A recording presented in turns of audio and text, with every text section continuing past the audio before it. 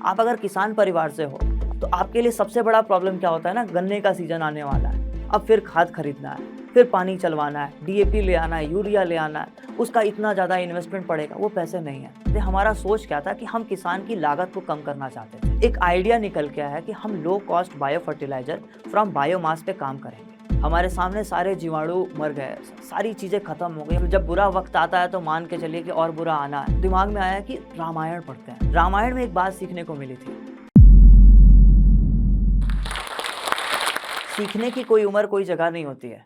ये आपने कई बार अपने स्कूल कॉलेज जॉब में सुना होगा, मगर क्या कभी अपने डेली लाइफ में अप्लाई किया है? आपको विश्वास नहीं होगा, अगर आप अपनी डेली लाइफ से सीखना शुरू कर दो तो आप क्या कुछ नहीं हासिल कर सकते। आपको बस अपने कमियों को अपना हथियार बनाना है। एक बार अपने कमियों को आप हथियार बना के देखो। मेरी पूरी टीम लूजर्स की है। उनके पास, किसी के पास पैसे नहीं थे तो किसी के पास किसी के घर वालों ने सपोर्ट नहीं किया। वो जब कभी कोई काम करने निकलते थे तो उनके पास हारने के लिए कुछ नहीं होता था। वो कुछ भी करते थे, कुछ ना कुछ जीत के ही ले आते थे। जब लूजर्स की टीम मिलकर 27 करोड़ की कंपनी खड़ा कर सकते हैं तो आप क्या कुछ नहीं हासिल कर सकते हो। नमस्कार दोस्तों, मेरा नाम अक्षय श्रीवास्तव है। मैं एलसीबी फर्टिलाइजर्स का फाउंडर हूँ। LCB fertilizers one time use, crop specific, 100% organic range of agriculture related products develop करता है, जिसे न सिर्फ किसानों को बल्कि समाज या पर्यावरण को लाभ हम पहुंचा सकें। मैं गोरखपुर के पास कुशीनगर जिले के एक छोटे से गांव बसजिला में एक किसान परिवार के यहाँ पैदा हुआ था। वो हर गांव में होते हैं ना किसान, जिनका आगे का साल कैसा बीतेगा उनके खेतों में हो रहा है फसल पर निर्भर करता है। वही परिवार जिनको अक्सर बेवक्त आई हुई आपदा जैसे आंधी तूफान बिजली पानी की वजह से पूरा साल का तगड़ी मार झेलनी पड़ती है। हम लोग भी करीब वैसे ही परिवार से थे। मैं और हमारी 3 बहन अक्सर अपने बेसिक एसेंशियल नीड के साथ उन्हें कॉम्प्रोमाइज़ करना पड़ता था, जैसे कि अपने खानों के साथ, अपने कपड़ों के साथ, अपने खिलौनों के साथ, अपने किताबों के साथ। हमारे घर में भाई-बहनों को मिला के हम लोग 6 लोग थे और खेत जो कि पूरा खेती पे निर्भर करते थे। जब फसल बहुत अच्छी हो जाती थी तो हमें इतना एश्योर हो जाते थे हम लोग कि हाँ, हमें अब साल भर में सिर्फ खाना अच्छे से मिल सकेगा, हम अच्छी से पढ़ाई कर सकेंगे। अच्छी लाइफ़स्टाइल जीना एक किसान के लिए असंभव की तरह से होता है। हम लोग अक्सर अपने पहने हुए कपड़ों की वजह से, शादी में ले गए गिफ्ट्स की वजह से और हिंदी मीडियम से होने की वजह से, इंग्लिश ना बोल पाने की वजह से, अपने स्पीकिंग टोन की वजह से अक्सर अपने रिश्तेदारों के बच्चों से के साथ कंपेयर किए जाते थे जो बड़े शहरों से आते थे। हमने बचपन से अपने रिश्तेदारों का यही नेचर देखा था और इसलिए जब किसी के यहाँ कोई शादी पड़ती थी या कोई फंक्शन पड़ता था तो सब लोग तैयारी में जुट जाते थे, हम लोग पढ़ाई में जुट जाते थे। या हम लोग कोई बहाने खोजते थे जिससे हम लोग को वहाँ ना जाना पड़े, उन लोग के बीच में ना बैठना पड़े। जब हमारे माँ-बाप ने ये हमारा बिहेवियर देखा, उन्होंने गुस्सा के बोले, "ये क्या तरीका है तुम लोगों का?" बट जब उन्हें रीज़न पता चला कि किस वजह से हम ऐसा कर रहे हैं, वो सिर्फ़ दुखी नहीं हुए थे। They felt guilty about what we are facing in the society. उन्होंने डिसाइड किया 15 की जगह पर 18 घंटे खेतों में मेहनत करेंगे, मगर हाँ, बच्चों को at least good quality of education provide करेंगे। सर, मैं बचपन से पढ़ने में तेज़ था और सच बताऊँ ना, हर किसान परिवार के बच्चे को पढ़ने में तेज़ होना पड़ता है, उसके पास कोई और ऑप्शन नहीं होता। जो जब क्योंकि जब वो खेतों में देखता है अपने माँ-बाप को 15 से 18 घंटे मेहनत करने के बाद भी एक बच्चे को बेसिक क्वालिटी एजुकेशन नहीं प्रोवाइड कर पा रहा, तो उसके और क्या होप कर सकता है। 9th क्लास में मेरा 50% स्कॉलरशिप में सिलेक्शन हो गया, जो कि उन ब्राइट स्टूडेंट्स को दिया जाता था, जो कि फाइनेंशियली वीक हुआ करते थे। ये स्कॉलरशिप मुझे 9th क्लास से 12th क्लास तक के लिए कानपुर में मिली थी, जिससे कि मैं अपनी पढ़ाई को अच्छा कर सकूँ और आगे बढ़ सकूँ और किसी भी टेक्निकल एजुकेशंस में आगे प्रोसीड कर सकूँ। और उसके लिए मुझे कानपुर में हॉस्टल में रहना पड़ता। आप कितने भी स्ट्रांग हो या वीक, कितने भी अमीर हो या गरीब, आपके लिए आपका घर सबसे फ़ेवरेट डेस्टिनेशन होता है, ये आपको तब पता चलता है जब आप हॉस्टल में आते हो। ख़ास तौर पे वैसे हॉस्टल में जहाँ पे आपको हफ़्ते में सिर्फ़ 1 बार आपके घर पे बात करने को दिया जाता हो। हम उस परिवार से थे जहाँ पे मैं अपने माँ-बाप से मुश्किल से 2 से 3 दिन में से ज़्यादा दूर नहीं रह पाता था। मैं जब हॉस्टल में पहुँचा, मैं कई दिन तक रोया, मगर अपने आप को सिर्फ़ एक बात कह के तैयार किया कि हाँ, मुझे अपने घरवालों को प्राउड फ़ील कराना है। उनको जिन समाज ने उन्हें बॉयकॉट किया था, जिन समाज ने उन्हें छोटा दिखाया था, उन्हें प्राउड फ़ील कराना है। मैं उस लंबी रेस में लग गया, मैंने अपने लाइफ़ में सबसे ज़्यादा नंबर हाई स्कूल में लाया और मेरा पेपर में पहली बार फ़ोटो निकला था। उस फ़ोटो को देख के उन सभी रिश्तेदारों ने एप्रिशिएट किया था जिन्होंने हमेशा हमें ह्यूमिलिएट किया था सोसाइटी में। मैं 11th क्लास में पहुँचा, जहाँ और उसके बाद मैंने आईआईटी जेईई की तैयारी शुरू की और मैंने अपना 12th का पेपर प्राइवेट से डलवा दिया था, जहाँ पे मुझे सिर्फ़ पेपर देने जाना होता था। सारी चीज़ें अच्छी चल रही थी, हमारा रैंक इम्प्रूव हो रहा था, हम पेपर्स में अच्छा कर रहे थे, मुझे स्कॉलर्स हॉस्टल में शिफ्ट किया गया कि हाँ, ये बच्चे अच्छे करेंगे और अब लग रहा था प्रॉब्लम्स दूर होने वाली हैं। हम कुछ ना कुछ तो कर ही लेंगे अपनी ज़िंदगी में। अब वो ज़्यादा से ज़्यादा मुश्किल से 4 से 5 साल में हम घर की फाइनेंशियल कंडीशन को इम्प्रूव कर लेंगे और उसी एनर्जी के साथ हम रोज़ मेहनत करते थे। कहते हैं ना सर, जब बुरा वक़्त आता है तो आपको लगता है कि नहीं अब अच्छा होने वाला है, मगर हाँ, उससे बुरा वक़्त अभी रास्ते में पड़ा होता है। जब मैं कॉलेज पहुँचा, तो वहाँ पे ना ही कोई लैब था, ना ही कोई मशीन्स थी, ना ही कोई टेक्निकल, ना ही कोई फाइनेंशियल सपोर्ट। अब मैं उस स्थिति में था जब मैं पुराना सोचता था कि अब मेरे पास ना ही फाइनेंशियल सपोर्ट है, ना ही टेक्निकल सपोर्ट है, ना ही मेंटरशिप है। और जब पीछे देखता था तो घर वालों का होप दिखता था कि 4 साल बस, अब 4 साल के बाद बच्चा कमाने लगेगा, बच्चा जॉब पा जाएगा, बच्चा हमारी कंडीशन को इम्प्रूव कर देगा। घर की कंडीशंस देखने के बाद जब कॉलेज को देखता था तो उसमें कोई ऐसा इक्विपमेंट, कोई ऐसा मशीन नहीं था जिसको सीख के मैं एटलीस्ट कोई छोटा-मोटा रोज़गार भी पा सकूँ। तो दिमाग में ये चलता था और दिमाग में हमेशा अपनी घर की प्रॉब्लम्स घूमती थी। आप अगर किसान परिवार से हो, तो आपके लिए सबसे बड़ा प्रॉब्लम क्या होता है ना, गन्ने का सीज़न आने वाला है। अब फिर खाद खरीदना है, फिर पानी चलवाना है, डीएपी ले आना है, यूरिया ले आना है, उसका इतना ज़्यादा इन्वेस्टमेंट पड़ेगा, वो पैसे नहीं है। दिमाग में जब ये सारी चीज़ें चलती है ना, तो इंसान चाहता है कि कुछ नहीं तो कम से कम इनके लिए तो कुछ कर सके। लकीली मैं केमिकल इंजीनियरिंग जॉइन किया था। मेरे पास टाइम हुआ करता था। मैंने ये सोचा कि कम से कम अब इनके लिए कुछ करेंगे और कुछ आगे बढ़ेंगे। डिपार्टमेंट में फैसिलिटी ना होने की वजह से हमारे पास टाइम बहुत होते थे और जब आप प्रॉब्लम्स की बात करते हैं तो आपको घर की सारी प्रॉब्लम्स आपकी आँखों के सामने घूमते हैं कि हाँ, खेती करनी है, खेती में ये खाद चाहिए, ये यूरिया चाहिए, ये डीएपी चाहिए और हर सीज़न में डीएपी की क्वांटिटी या यूरिया की क्वांटिटी बढ़ती जा रही है। एक दिमाग में क्वेश्चन अराइज़ करता था कि क्या ये क्यों बार-बार बढ़ता जा रहा है? क्यों पिछले सीज़न में 3 पानी चला था, इस सीज़न में 5 पानी चलाए थे। तो लगा था कि ये एक बड़ा प्रॉब्लम है, जब मेरे पास कोई काम नहीं है तो कम से कम इस पे काम कर सकते हैं, हम अपना समय नहीं बर्बाद करना चाहते थे।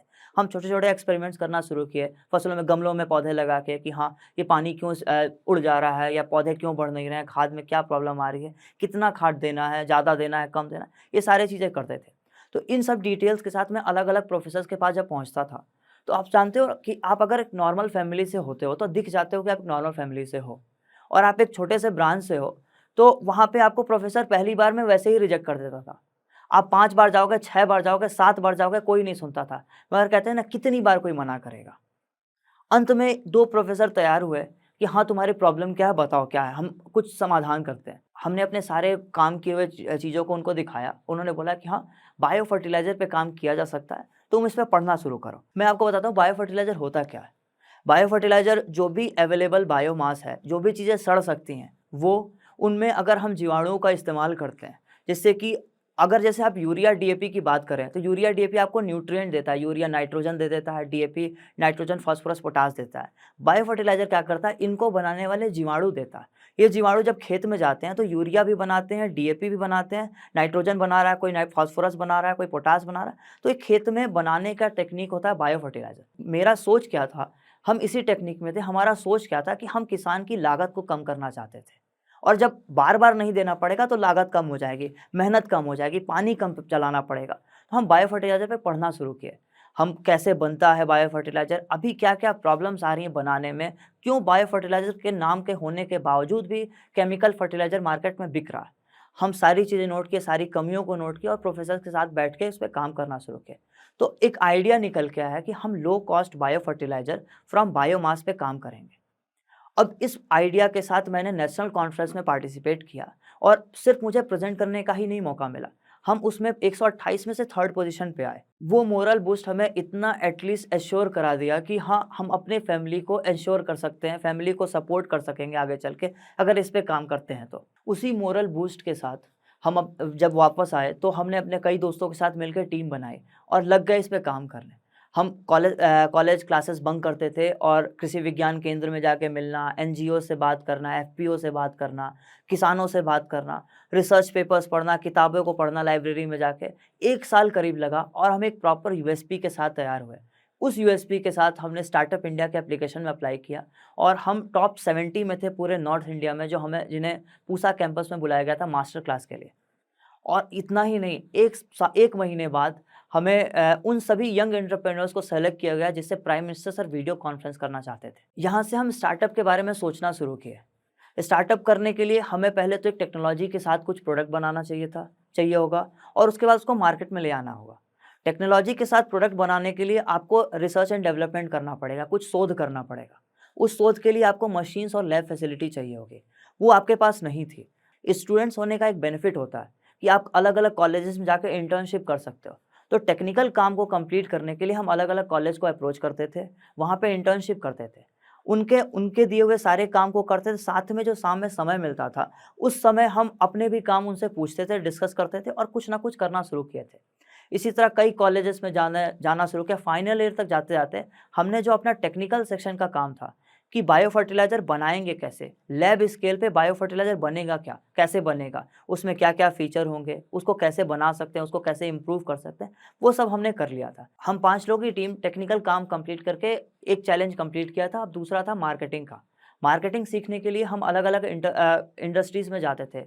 स्टूडेंट्स होने के नाते हमारे पास ये बेस्ट ऑप्शन था कि हम फैक्ट्री में और लैब में दोनों जगह इंटर्नशिप कर सकते थे। फैक्ट्री में जाके इंटर्नशिप करना शुरू किया, वहाँ पे मार्केटिंग और एक्सपेंशन सीख लिया। यहीं से हमारे आगे बढ़ने का सिलसिला शुरू हुआ और हम अलग-अलग इवेंट्स में जैसे गोरखपुर महोत्सव हुआ, जनहित जागरण का हुआ, एआईसीटी का छात्र विश्वकर्मा अवार्ड हुआ, इसमें पार्टिसिपेट करते गए, जीतते गए और 12 फरवरी 2020 को हमने अपनी पहली company LCV fertiliser private limited register की। सब काम अच्छा चल रहा था, लैब में जीवाणु इकट्ठा कर चुके थे, पौधों पे टेस्टिंग कर रहे थे, किसानों के पास थोड़े बहुत सब ट्रायल्स करा रहे थे।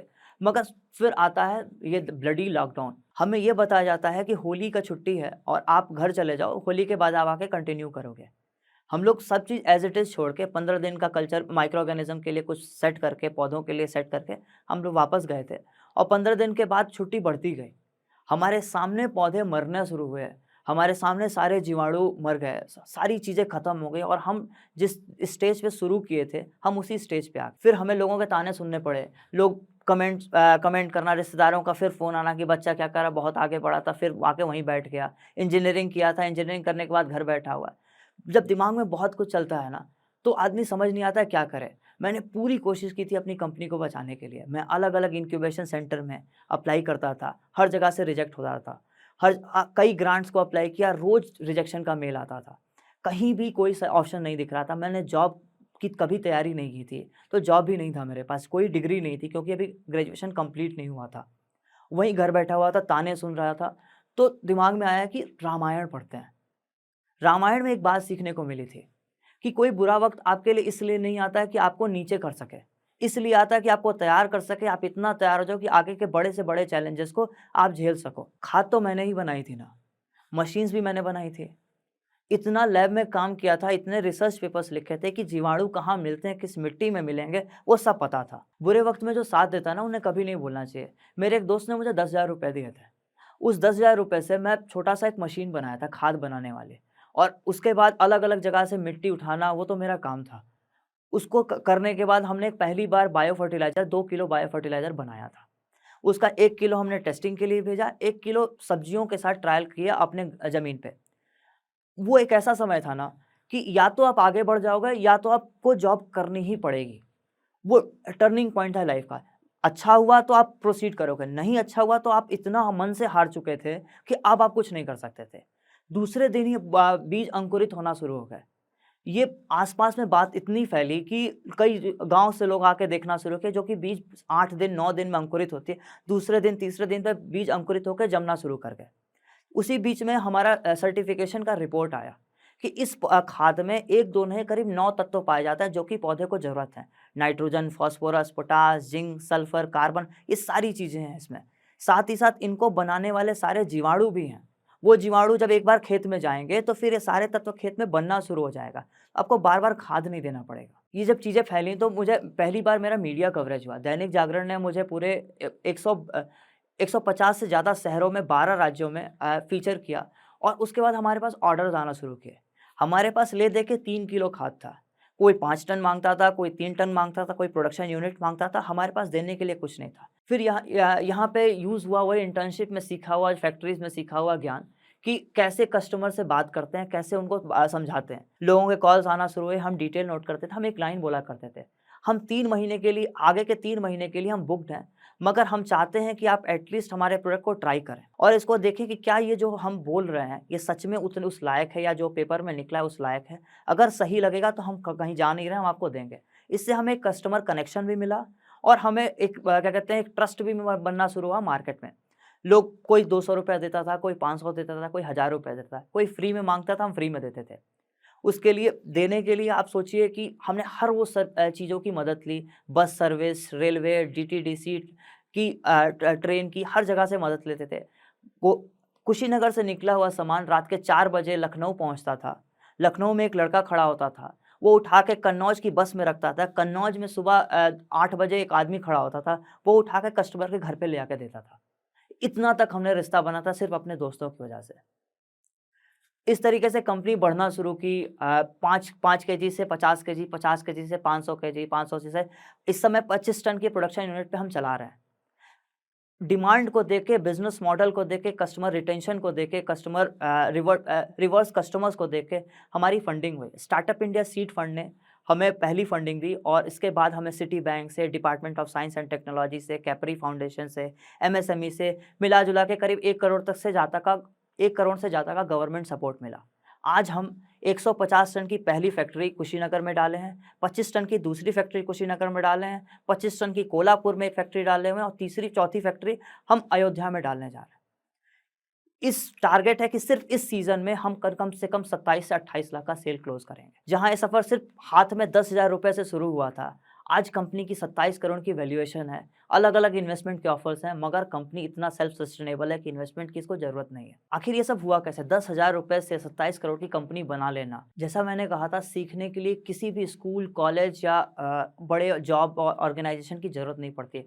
आप कहीं से भी सीख सकते हो, बस सीखने की एक चाहत होनी चाहिए। आप जहाँ से भी देख रहे हो उससे क्या कुछ ऑब्ज़र्व कर सकते हो, उस ऑब्ज़र्वेशन स्किल को अगर आप इम्प्रूव कर ले जाते हो, आप बहुत कुछ हासिल कर सकते हो। दूसरा, अगर आप फाइनेंशियली वीक हो तो ये आपका नेगेटिव पॉइंट नहीं, आपका प्लस पॉइंट है। आपका किसी भी चीज़ को देखने का नज़रिया बदल देता है ये। आप सिर्फ़ इस तरीके से नहीं देखते हो ये काम हो रहा है, आप इस तरीके से आप देखना शुरू कर देते हो कि हाँ, हमारे जैसा आदमी इसको कैसे यूज़ कर सकता है। हम ऐसा क्या करें कि हम इसको सस्ते रूप में बना सकें। किसी भी प्रॉब्लम का इकोनॉमिकल सॉल्यूशन यहीं से फ्रेम होता है जब आप गरीब होते हो। जाते-जाते मैं बस इतना कहना चाहता हूँ कि जो चीज़ जहाँ दिखता है वहाँ से सीखना शुरू करिए। अपने गरीबी को अपना हथियार बनाइए, अपने कमज़ोरी को अपना हथियार बनाइए। अपने हिम्मत को जोश में बदलकर जो चीज़ हासिल करना चाहते हो उसको अपनी तकदीर में बदलिए। अगर आप इस टॉक के एंड तक पहुँच चुके हैं तो मैं आपको जोश टॉक्स का एक दूसरा रूप भी दिखाना चाहता हूँ, जिससे मैं काफ़ी देर से जुड़ा हुआ हूँ और मुझे बहुत ज़्यादा पसंद है कि वो क्या कर रहे हैं। जोश टॉक्स ने एक नया ऐप लॉन्च किया है जिसका नाम है जोश स्किल्स। अब वो नया नहीं रहा, काफ़ी टाइम से है, लाखों लोग उसको अब यूज़ करते हैं। और जोश स्किल्स पे आप अपनी ज़िंदगी के लिए कोर्सेज ढूंढ सकते हैं। वो कोर्स नहीं जो आपको physics, chemistry, commerce, business studies पढ़ाएंगे, वो कोर्सेज जो आपकी ज़िंदगी में आपको कैसे जीना चाहिए वो सिखाएंगे। मैंने खुद जो स्किल्स पे बहुत सारे कोर्सेज बनाए हैं, पब्लिक स्पीकिंग पे, इमोशनल क्राइसिस कैसे हैंडल किया जाए, अपनी पर्सनालिटी कैसे डेवलप की जाए। हर एक कोर्स में डेली क्विजेज हैं, एक्सरसाइजेज हैं, एक बहुत ही खूबसूरत कम्युनिटी है जो आपको सपोर्ट करेगी, आपको इनकरेज करेगी। आज ही डाउनलोड करें जोश स्किल्स का ऐप और उनके कोर्सेज एक्सप्लोर करके अपनी ज़िंदगी को आगे बढ़ाएं।